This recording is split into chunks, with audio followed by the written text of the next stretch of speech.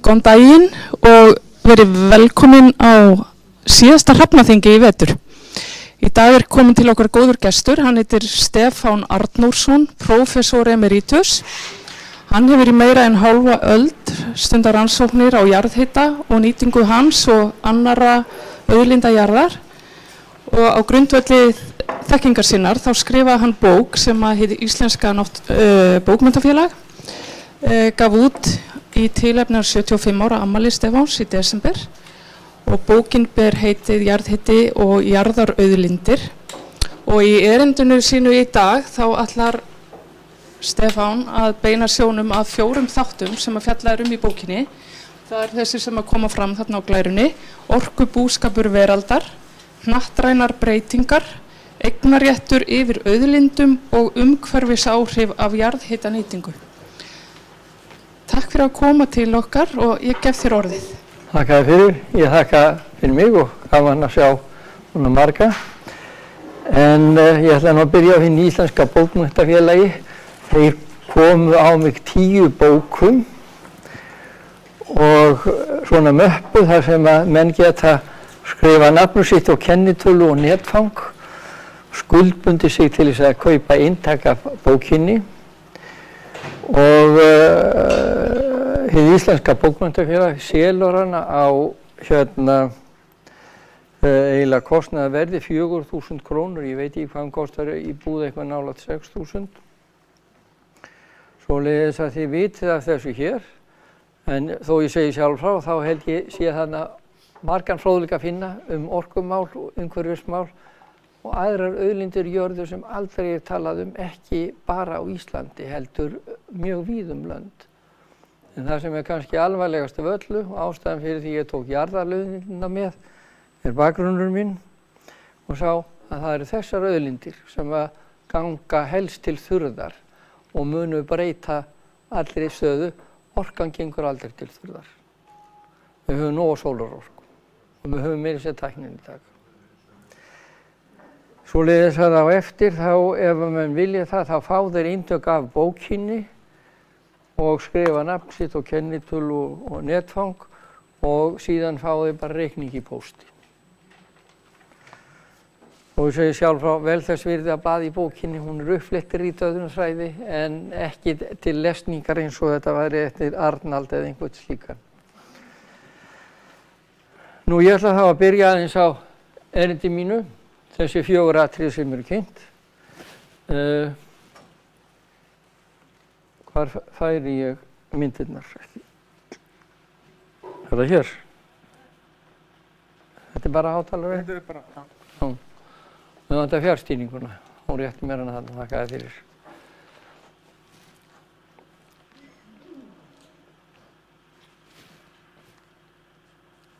Það virkar ekki neitt.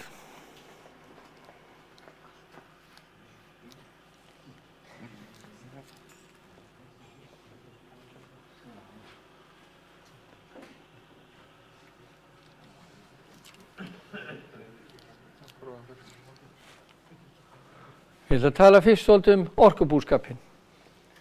Má byrja á 2015. Það var nú erfitt fyrir svona bók að hafa hlutina alveg upp til dagsins í dag.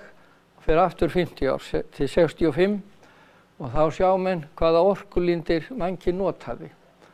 Kolin 37,6% og svo kom jarðolían heldur meiri, jarðgassið talsvert. Það var sem sé 94,2% af orkunotkun mannkyns 65. Það var jarðefnaeldsneyti. Og afgangurinn, það var eiginlega engin jarðhiti, engin sólarorka, engin vindorka, eiginlega engin kjarnorka, það voru fattvötnin. Og þá kemur næsta spurning og hún svo, hvernig þessi orka notuð? Þarna þetta flokkuð eftir tegund orkugjafa. Þetta eitthvað óþekkt. Þetta ennþá dautt?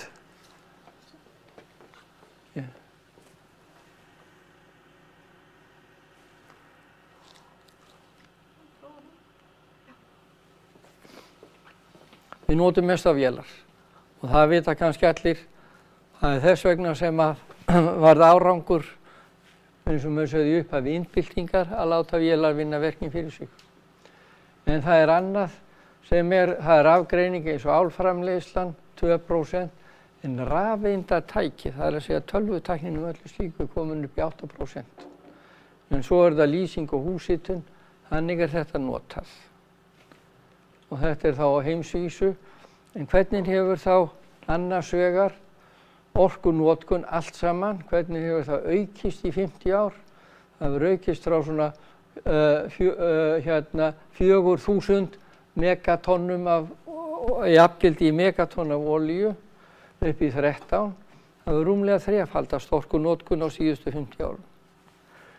Og ef maður lítur á rafmagnið, það slitlanlínan, að þá sjáum við það ekki til góðar tölur á heimsvísu aftur fyrir 1985, en á þeim tíma hefur það aukist 250%. Og ef maður framlengir þessum vexti aftur á bak, sem ekki fjari lagi, þá hefur rafmagnsnotkun fjórfaldast á 50 árum. Svoleiðis að allt hefur þetta verið einhverjum óskaplegum vexti. Hún alltaf að koma með eitthvað svona einhver skilaboð. Já, ég veit ekki hvað það Nei, ég veit ekki.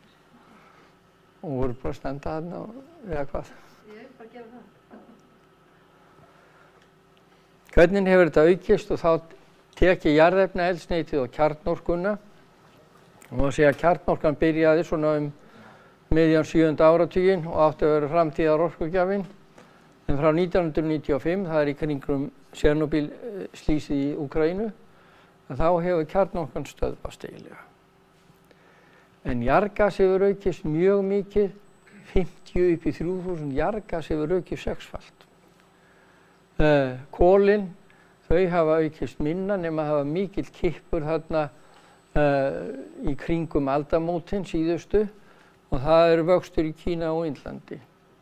En jarðolían, hún tók hana dífu niður í olíukreppunni eða eftir hana, en hún hefur farið svolítið minnkandi.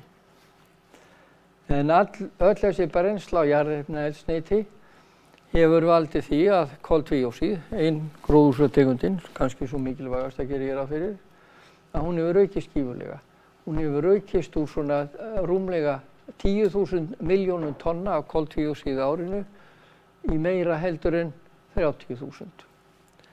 Þannig að þessi aukning alveg gífurleg bara á 50 árum.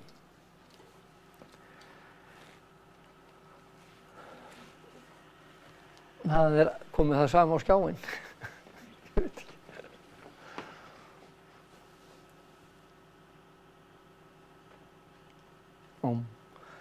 Og þá að líta á hvað gott eldsneyti og hvað vont eldsneyti.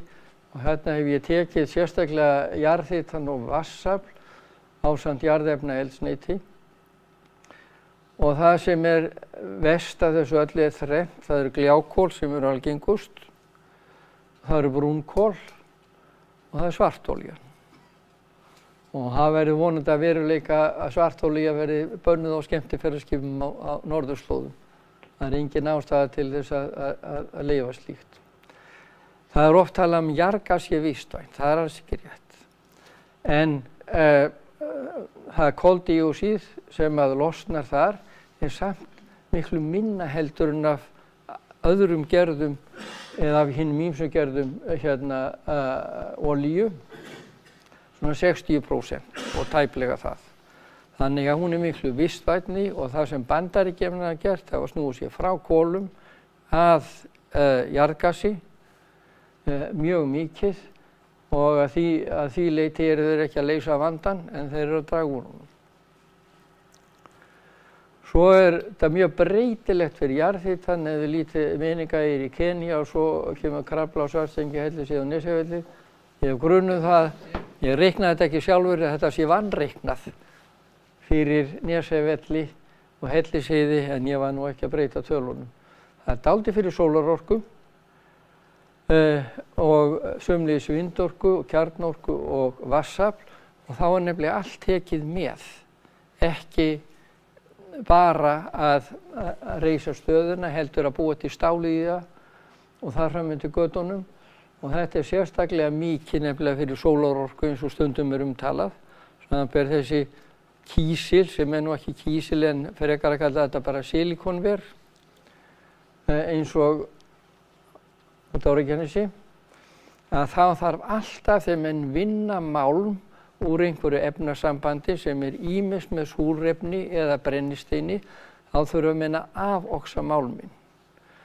Og eina efnið fyrir hita og fyrir afvoxun til þess að þetta verði og mann geti framleitt á silíkonmálm úr kísli, það að nota kol eða við.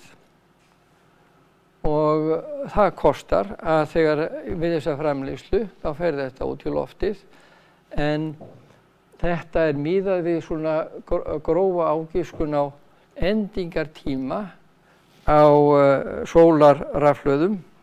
Við verðum notað þá til raforkuframleiðslu með sólarorku. En þetta samt miklu betra heldur en nokkru sinni jarðefnaeldsneyti.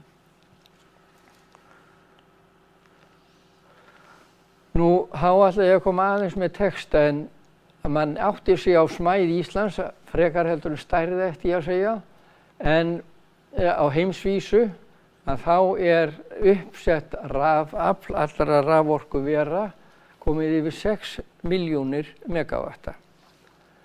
Á Íslandi, það 2016. Það var vatnsaflið í 1993, það eru 70 á leiðinni, stækkun eða ný virkjun við Búrfell. En svo bætti ég Þeistareykjum við jarðgufuna, þannig að í heildina erum við með svona 2,7 gigawatt eða 2700 megawatt. Það vísur rosalega mikið. Miðað við íbúafjölda, en af heildinni þá munar ekkert okkur. En þá var aðeins alltaf að draga saman þessar hnattrænu breytingar sem eru mjög marghættar, sem verða af brennslu jarðefnaeldsneytis, og áhyggjur út af þessari brennslu hefur gengið svo langt að ýmsir þekktir raunvísindamenn segja virkjum kjarnorku. Það skárri kostur og drögum úr jarðefnaeldsneyti til þess að drífa upp það sem markaðurinn þarf. En það sem að skeður í stórum dráttum það að orkan sem berst með geislum sólar til jarðar, að ef á að vera stöðugt ástand í hitastigi á jörðinni, þá á þessu orka að tapast aftur út í geiminn frá jörðu, í andrúmsloftinu eða yfirborðinu, sjó sem þurrlandi. En af því að koltvíósíð fer vaxandi, þá og það drekkur í sig hluta af endurgeislun jarðar, þá skeður það að lofthjúpurinn hitnar. Síðan hitnar landið, síðan hitnar sjórinn. Og það við búum í þessu óstöðuga ástandi núna út af brennslu jarðefnaeldsneytis. Og það hefur miklar afleiðingar. Það sem sé fyrir utan þessa hitnun, að þá kólnar lofthjúpurinn ofar, það tapast ofar í lofthjúpnum þessi endurkast á jörðu neðarlega, svoleiðis að ofar fær lofthjúpurinn ekki eins mikið, hann kólnar. Þetta þýðir, eins og stendur þarna neðar, að það verður meiri óstöðugleiki veðri. Það ofsaveður verða tíðari. Úrkoma vext vegna þess að sjónur heitari, það gufa meir upp. Sjávarborð hækkar, bæði út af hlýnun en líka og mest út af bráðnu jökla. Og það sem að kannski gæti skipta okkur Íslendinga mestu máli að sjórinn súrnar. Það getur haft alveg gífurleg áhrif á líf í sjó. Fyrir skeljar sem að taka í sig kalk, þá þýðir þetta það að þær þurfa meiri fæðu til þess að geta unnið kalkið úr sjónum þegar hann súrnar. Það er ekki þar með sagt að drepast, en menn gerðu tilraun með þetta á Vesturströnd Bandaríkjanna, norðarlega, höfðu þetta svona sýruðu sjóum pínulítið í svona innfyrði með ostrur, þær drápust úr sulti. Og ímyndum okkur að þetta ske á stórum skala hvaða áhrif þetta hefur. En það sjaldan þetta talað. pH-ið á sjónum hefur lækkað alveg 0,1 frá því að mælingar hófust. Svo breytast eyðimerkur og það verða kannski miklu meiri fólksflutningar heldur við höfum nokkru sem við séð á jörðin út af því. Þetta svona aðeins til þess að segja að sólarorkan kemur inn, 6 + 20 + 4%, það gerir 30%. Það tapast í andrúmsloftinu að þeim skilningi að kemur ekkert til jarðar, heldur kastast það aftur út í geiminn. Það helmingur sem berst til jarðar og þessi helmingur, 51%, ætti eða þyrfti að kastast allur tilbaka en gera það ekki meðan koltvíoxíðið heldur að vaxa. Svo hafa menn miðað við 1970 sagt þá hitinn stilltur á 0 og hvernig hefur hitinn breyst frá 1850, þar sem menn hafa mælingar, til 2010. Að þá hefur það frá 1850 til 1970 þá hefur hitinn hækkað 0,6 gráður að meðaltali á jörðinni. Og frá 1970 hefur það hækkað annað eins. Það sem aðalatriðið að sjá hér að ferillinn, þessi punktaferillinn sem sýnir hækkun hita á jörðinni, það nú ekki auðvelt að hafa góð meðaltöl, að línurnar eru gróflega samsíða. Og það það sem skiptir máli, svo verður breyting og þá halda línurnar áfram að vera samsíða. Svoleiðis að þetta er þarna fylgni á milli, hækkandi koltvíoxíð og hækkun á hita. Og það má rekja þetta raunar aftur ísöld, að það er fylgni þarna á milli. Og þetta sýnir síðustu 50 árin, benda á þetta, aðeins því ásjáði þessa meðal ásetun rauðulínuna, meðal koltvíoxíð fyrirgefiði, og svo sjáðu sveifluna á koltvíoxíði. Þetta mælingar frá Hawaii, sveiflurnar sem eru árstíðabundnar, að það stæfa af svifi í sjónum. Það munar hreinlega það þegar að vorið kemur við Hawaii og svifjurtir og svifdýr í blóma, þá taka þau til sín koltvíoxíð og lækka það í andrúmsloftinu. Og svo það stóra málið í raun og veru, sem ákvarðanir eru teknar, koma svolítið inn á þetta. Þetta á hluti af einum kafla í bókinni, það lagaramman og eignarréttinn, sem í raun og veru hluti af lagarammanum. Og þá kemur heilmikill texti. En ég meðan á lengri útgáfu af fyrirlesturunum sem á að vera aðgangur að, þá textinn svolítið filtri. Þannig ef menn vilja lesa sig til líka, þá þarna betri útdráttur heldur nýrindinu sjálfu. En raforkulögin voru sett 2003 og þau evrópski fyrirmynd. Þau runnu í gegn, hvort sem að Íslendingar nefndu ekki að hugsa hvað þetta þýddi, eða hvort þau voru sammála því, það var að heyrast það raddir að þetta hafi bara óvart rúlað alla leið. Ég veit ekki hvað rétt. En það svolítið merkilegt sem segir í lögunum að markmiða að stuðla þjóðhagslegu og hagkvæmu raforkukerfi og efla atvinnulíf og byggð í landinu. Og hvað á að gera? Skapa forsendur fyrir samkeppni í vinnslu og viðskiptum með raforku. Eins og samkeppnin, sem nú ekki alveg í takt við sjálfbæra þróun, satt að segja, að þá verður samkeppni til þess að raforkuverð lækki, það verður ekki lækka. Það fyrsta sem skeiði þegar þessi lög tóku gildi, það hækkaði víða land. En svona þetta, en þessi fjórskipting raforkulagana svoleiðis að framleiðsla á raforku, þar sé að virkjun á að vera frjáls í höndum hver sem Háspennukerfið það Landsnet, það ríkisfyrirtæki. Síðan kemur dreifikerfið, það í höndum sveitarfélaga og svo kemur loks innheimtu og það ýmsir aðilar.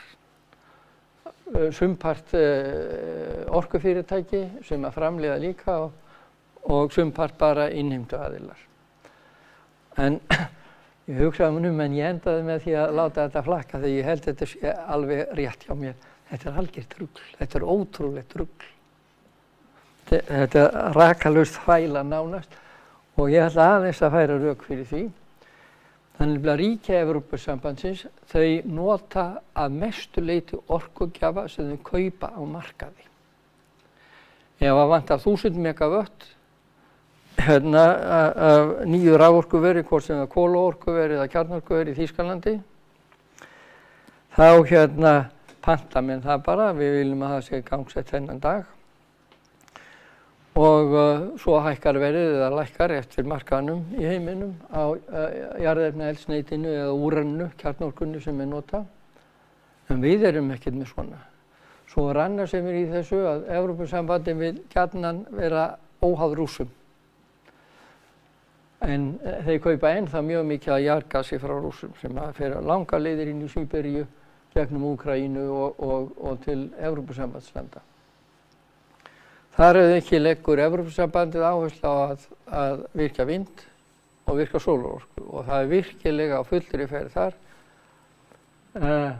Uppsett vindorka í lok árs 2016 var 540 gigavett.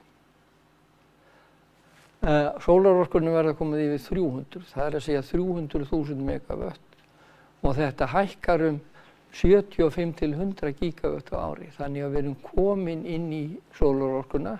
Það er þess vegna sem það eru svona silikónver út allan heim að framleiða silikónmálm fyrir sólarraforkuver.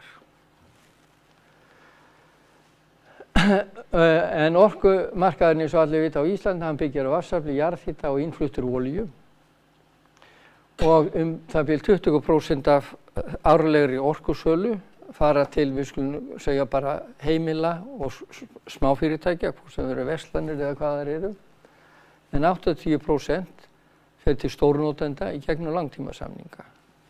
Svoleiðis að þetta þýðir það í raun og veru með langtímasamningi sem er meira að segja fyrir Reyðarál. Það var gerður til 40 ára eða 45 ára með endurskoðun árið 2027. Það er engin samkeppni, það er bara einn möguleiki til þess að breyta hlutunum að Landsvirkjun sem á orkuverið gæti svo sem tekið ný lán ef þau eru hagstæðari og greitt upp eldri lán sem eru óhagstæðari. Það er eina sem hægt er að gera. Langt hérna var bent á þetta. Þannig að samkeppnin er hvorki þarna né í fyrir heimilin og litlu fyrirtæki. Og það sem þetta virðist ekki hafa gert, þetta hefur ekki stuðlað á 15 árum að neinni lækkun á raforkuverði og svo er annað með vatnsaflsstöðvar maður lítur á þær að verðið er háð virkjunarstað, það er ekki óháð virkjunarstað og það er líka háð því hversu stór hluti þegar nýtt orkuver risið. Ef maður lítur á það sem viðbót einangra fyrirbæri, hversu stór hluti af rafmagninu frá þessu nýja orkuveri getur maður selt, eins og þetta væri nýr aðili. Svoleiðis að ef að til dæmis að Þjóðverjar eru ætluð að virkja 1000 megavött í einum áfanga og það verður allt ekki nóg, þá ættum við að virkja upp á 3 megavött í hvers skipti og ég held að það sé ekki raunhæft að virkja svo smátt í áföngum. Svoleiðis að þetta gengur einhvern veginn ekki upp. Það getur enginn keppt við afskrifa vatnsaflsstöðvar, það er hvað 2% viðhaldskostnaður á ári. Það er ekki neitt miðað við stofnkostnað. Og svo er það svolítið nýting á háhita, að það er held ég mjög mikilvægt að miða við fjölnýtingu eins og er í Svartsengi og eins og er á Nesjavöllum og byrja á Hellisheiði, en ekki raforkuframleiðslu eingöngu og ef almannahagsmunir ættu einhvers staðar að vera viðurkenndir, að þá ætti eignarrétturinn á jarðhitasvæðum ekki að vera í höndum landeigenda, heldur í höndum hitaveitnanna. Það finnst mér vera lógist og að beinnotun jarðhita sérstaklega fyrir upphitun á húsrými, það er staðbundið. Þú ferð ekki með lengsta pípa í heimi fyrir heitt vatn er út Deildartungu og niður á Akranes. En þetta er staðbundið þetta þarf allstaðar komin í bæjarskipulag. Það er eðlilegt að þetta sé að höndum viðkomandi sveitarfélaga. Eins og það var og er að miklu leyti ennþá. Svoleiðis að þetta er bara fljótandi einhvers staðar. Hver á heita vatnið því miður og menn hafa farið þá leiðinn að sveitarfélög að kaupa land. Nú, svo er það eitt enn og það er Orkustofnun. Hún úthlutar aðilum leyfi til rannsókna á virkjunarkostum, bæði þá jarðhita og fallvötnum. Og það eru víst til dæmi það að þeir hafa úthlutað rannsóknarleyfum á svæðum sem eru í verndunarflokk. Þannig að það er eitthvað uppistand þarna. Landsnet leggur háspennulagnir og ef að Orkustofnun úthlutar rannsóknarleyfi án þess að tala við Landsnet, þá er hann að skuldbinda Landsnet sem ríkisfyrirtæki sem hefur skyldu til þess að leggja háspennulögn á virkjunni. Þannig að þetta gengur ekki upp. Það þarf að endurskoða þetta. Og svo má ekki gleyma því að íslensk stjórnvöld samþykktu, mér vitanlega hefur ekki verið tekið úr gildi. Árið 2003 þá var Sif Friðleifsdóttir umhverfisráðherra. Þá var þýtt hinn þekkta skýrsla eftir Gro Harlem Brundtland og fleiri sjálfbæra þróun, gefin út af Sameinuðu þjóðunum og menn tóku upp þessa stefnu. Og þá verða menn að halda sig við þessa stefnu sem er ekki gert í raun og veru með því að spreða út virkjunarkostum hér og þar eins og Orkustofnun gerir. Vegna þess að það tekur eiginlega ekki tillit til. Þegar var sleppt að fara með minna en 10 megavatta virkjanir í umhverfis, þá voru fullt af aðilum vilja byggja 9,9. Ég held að við höfum að laga lögin svoleiðis að menn valdi ekki smá umhverfisstjórnum hér og þar eftirlitslaust. En sjálfbær þróun, hún felur í sér að raska náttúrunni alltaf sem minnst. Hvort sem eru auðlindir eða ósnortin náttúra eða hvað það er. Og svo kemur þetta síðasta með íslensku lögin, fallvötn, grunnvatn, jarðhitavatn, er í eigu landeiganda. Þessar auðlindir geta þess vegna gengið kaupum og sölum, sem þær hafa gert. Og tapast þær kannski út úr íslensku hagkerfi. Og samkvæmt EES-samningnum, sem var gerður 1991 eitthvað svoleiðis, að þá hafa ríkisborgarar og fyrirtæki í Evrópusambandsríkja, þeir hafa rétt til þess að kaupa land á Íslandi. Þeir hafa rétt til þess að láta auðlindina fylgja með. Og nú er búið að kaupa ansi drjúgan hluta á Norðausturlandi. Og hver er þá slagsíðan í þessu raun og veru? Við hérna örríkið 330.000 eða 40.000 með Pólverjunum. Örríki, svona marga íbúa, á móti 300 miljónum. Það er svona cirka 1 á móti milljón. Svoleiðis að það geta milljón keypt á Íslandi leið og 1 getur keypt í Evrópusambandsríkjum. Þetta þýðir bara 1 þegar tíminn líður. Ef það er einhver áhuga á Íslandi, það verður ekki eigu útlendinga eftir einhver ártíð. Það er að segja landið með auðlindunum. En þá ætlum ég að koma svolítið að umhverfinu síðast og halda mig við jarðhitann. Ég svona hef þetta. Og þá er myndin ekki einföld. Því það gildir ekki einn eiginleiki á öllum jarðhitaauðlindum, svo langt í frá. En hér skiptum við jarðhitanum mjög gjarnan í 2 flokka, lághitasvæði og háhitasvæði. Og lághitinn er yfirleitt mjög vistvænn. Vegna þess að umhverfisáhrifin eru engin, stundum eru þau meira að segja jákvæð. Og það er nokkuð dæmi um það, þegar að lítið sveitarfélag sem var í vandræðum með skolpkerfið, hérna fékk hitaveitu og þangað rann Volgavatnið eftir að hafa verið nýtt. Það var rotnun miklu örari og skolpið var hreinna þegar það kom út í sjó heldur en það var áður. Svoleiðis að þetta eru bara hreint og beint jákvæð áhrif. Fyrir utan það sem að kannski dreifbýli gerir eða dreifbyggð landið að nýting lághita fyrir utan höfuðborgarsvæðið og Eyjafjörð í nágrenni Akureyrar yfirleitt í mjög smáum stíl og hefur þess vegna sáralítil áhrif á umhverfið en auðlindin mjög vel nýtt. Þetta allt öðru sem háhita. Þau eru mikil, að minnsta kosti ef að virkaði stórt. Það spillir landi, það spillir jarðvegi yfir borðinu. Það breytir yfirborðsjarðhita, það til dæmis allt horfi fyrir lífvænslöngu það sem var í Mosfellsdal og hérna á Reykjum. Þar voru 120 sekúndulítrar sjálfrennandi heitt vatn áður en nýting hófst. Þetta allt og kaldaruppsveitu, það allt farið. Þannig að það verða svona breytingar. Efnamengun sem oftast alvarlegasta vandamálið en það eru annars vegar gufuborin efni og hins vegar vatnsborin en þessi efni eru koltvíoxíð, metan og brennisteinsvetni. Arsen stundum á Íslandi, bór stundum, kvikasilfur, ár, flúor og kísil. Þetta eru aðalefnin, en það koma fleiri. Svo verður varmamengun, það verður hljóðmengun, það verður aukin smáskjálftavirkni, þetta þekkja menn og oft verður landsig. Þá ég ekki bara að hugsa Ísland, þá ég hugsa þetta frekar á heimsvísu.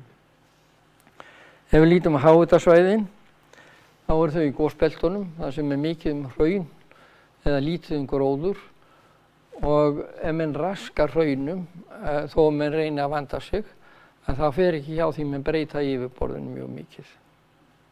Svoleiðis að þetta eitt aðal vandamálið á mjög mörgum háhitasvæðum. Það þessi röskun á yfirborðinu eða sjónmengun. Þetta allt öðruvísi með lághitann. Það sem gróðurþekja og menn geta lagt leiðslur auðveldlega í jarðvegi í jörðu en þurfi ekki annað en bara svona nettafallega skúra í kringum borholur og annað sést ekki. Og þetta meira að segja inn á milli gatna og bygginga í Reykjavík, það tekur eiginlega engin eftir því. Og það eru meira að reynda að hafa þessar kjallarahólur eins og einhver sagði hérna með góðri yfirbyggingu. Það var samkeppni það fyrir svona 20 árum. Og þetta þá mjög víða og þá jarðhitinn líka aðgengilegur byggð mjög víða.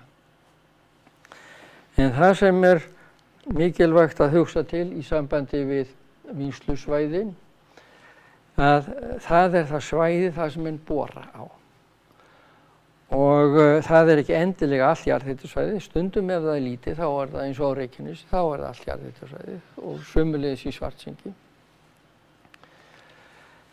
En aðalmálið þessi tókstreita að sá sem allar að virka, hann vill fá að bora það sem hann heldur að sé mesta líkur á árangri. Og þetta verður að virða. Ef að svæðið á annað borð tekið til vinnslu, það getur þýtt að menn að bora svolítið hingað og þangað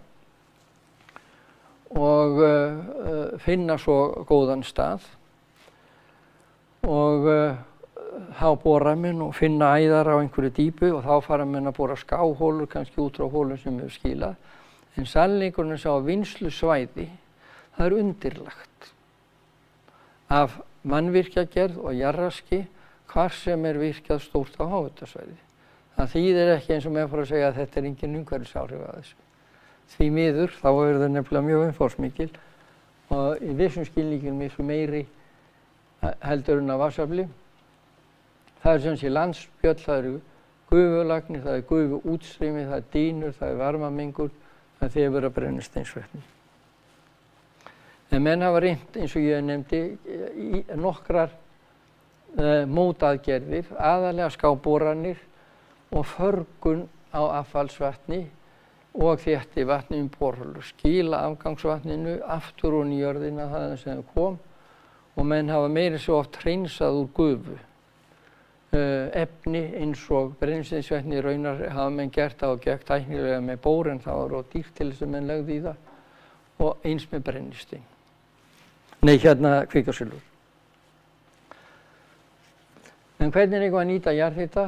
Ef við nýtum hann bara til raforkuframleiðslu eins og varð ofan á eftir nýju raforkulögin, þá voru menn að nýta varmann í gufunni rosalega illa. Menn nýta eiginlega þrýstifallið eða þenslun á gufunni og fá svona 10–14% rafmagni út úr varmaorkunni í gufunni, svo bætist vatni við. Þetta þýðir það eins og á Nesjavöllum í Svartsengi, þá var fjölnýting miklu æskilegri. Það er að segja að nota gufuna fyrst fyrir rafmagnsframleiðslu, svo má nota varmennina til þess að hita upp ferskvatn, því háhitavatn er ekki nota beint, og eins afgangsvatnið sem að fellur til úr borholum að nýta varmann úr því. En með þessu, alveg eins og gerist nefnilega á Nesjavöllum, þá minnka umhverfisáhrifin því að menn er ekki með neina kæliturna þar, menn er ekki að hleypa neinni gufu út í loftið. Það munar mikið það. Og býður líka upp á að auðvelda leið til þess að farga, eins og núna gengur bara vel á Hellisheiði að farga brennisteinsvetninu sem er nú mest ágefnið aftur ofan í jörðina. Og það má líka þá hugsa sér í leiðinni að nýta ýmis gös sem er í gufunni og eru markaðsvara sem við flytjum inn í dag.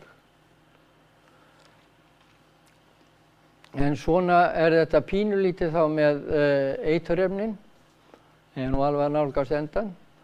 En þau eru þarna, en efnainnihald jarðhitavatns eða jarðgufu er ekki bara einhvern veginn. Það fylgir alveg ákveðnum lögmálum sem er annars vegar jarðfræðilegt umhverfi og hins vegar hiti vatnsins. Það eru þeir þættir sem að ráða, ef vatnið er nógu heitt, að ráða ferðinni. Ef að seltan er há, þá getur verið mikið af þungmálmum í vatninu og þetta er þekkt. Ef að seltan er mjög lág eins og gerist yfirleitt á Íslandi, alls staðar nema út á Reykjanesskaga, að þá er hverfandi af alls konar efnum í vatninu eins og bór, eins og þungmálmum, mjög lágt arsen, mjög lágt kvikasilfur, aðal áhyggjuefnin er brennisteinsvetni og ál. Og hérna er brennisteinsvetnið aðeins að segja að þetta er eitur og þetta er ekki bara eitur, þetta er tærandi. Bölvar óþæri það. Ég tók eftir því þegar Hellisheiðarvirkjun var tekin í gagnið. Fljótlega urðu allir háspennustaurarnir yfir Hellisheiði brúnir af reiði. Það er brennisteinsvetni sem ókstast í brennisteinstvíoxíð, leysist upp í raka og verður brennisteinssýru. Þetta er löngu þekkt. Ég veit ekki hver á að borga það.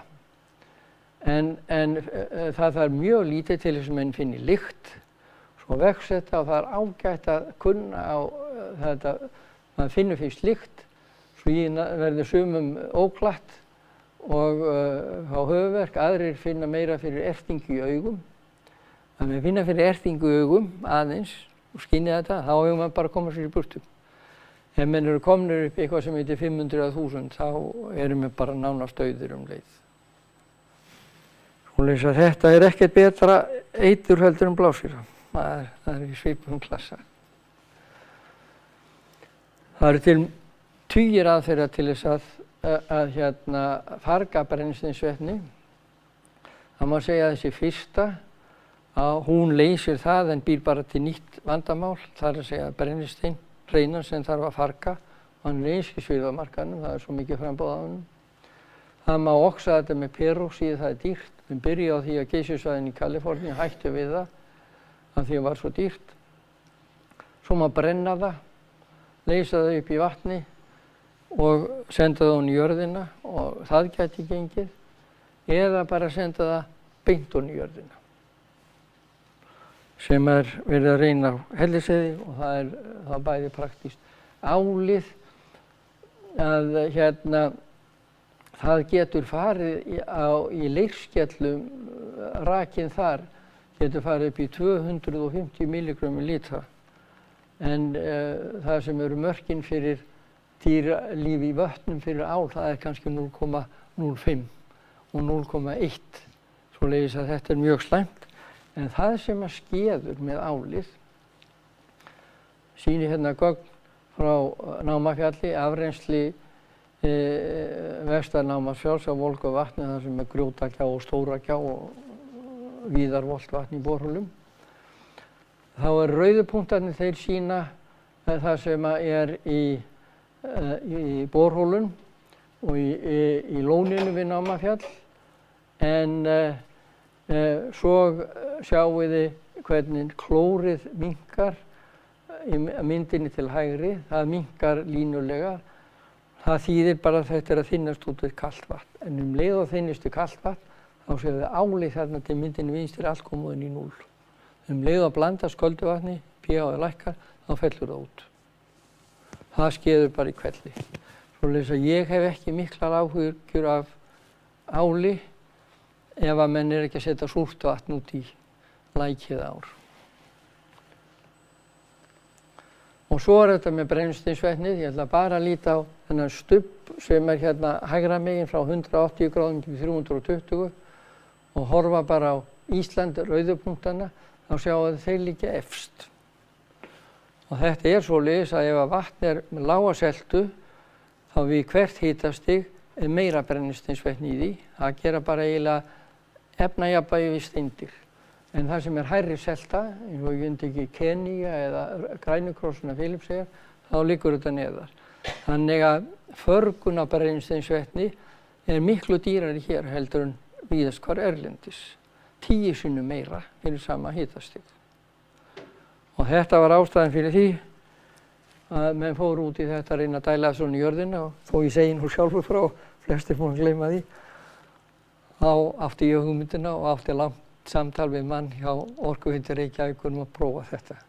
En það tekur langan tíma, en þetta komið vel af stað. Þá ég búinn. Og það tími eftir fyrir spurningar, kannski 5 mínútur. Já, en mér alveg sama, ég get verið hérna klukkutími viðbót. Takk fyrir fróðlegt erindi. Ég vissum að það einhverjir sem að vilja bera fram spurningar eða komið athugasemdir. Gefið mér bara merki og ég kem með hljóðnum. Hver vill byrja?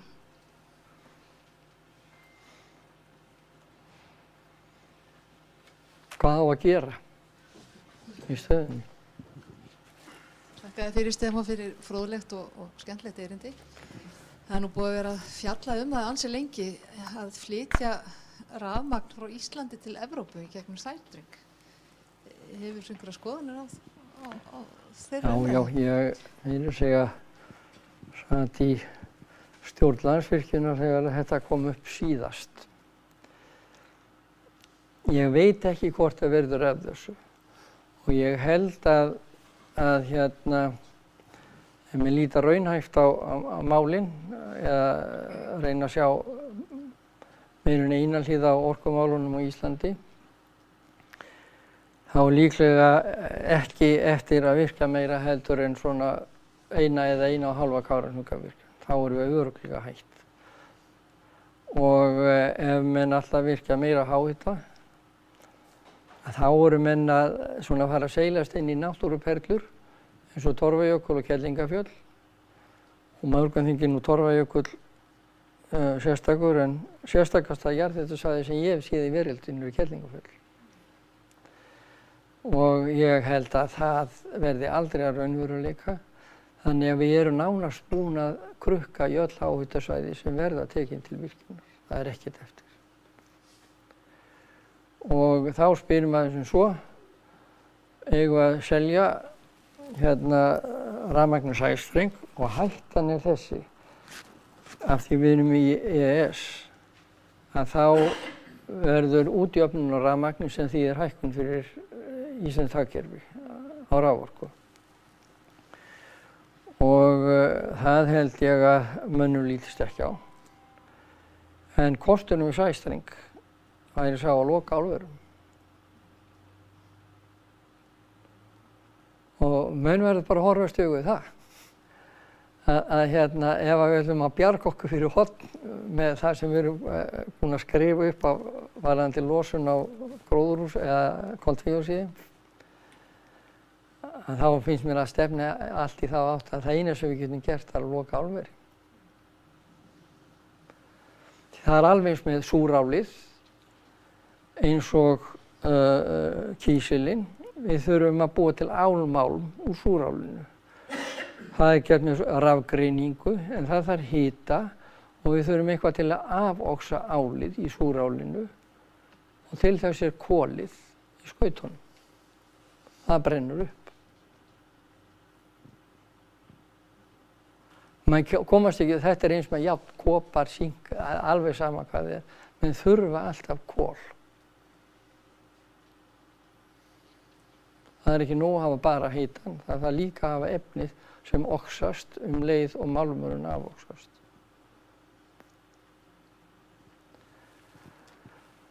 Þannig að eins og séð þá er erfitt að feta hinn gullna stíg að þessu en þetta kemur mér ekkert óvart.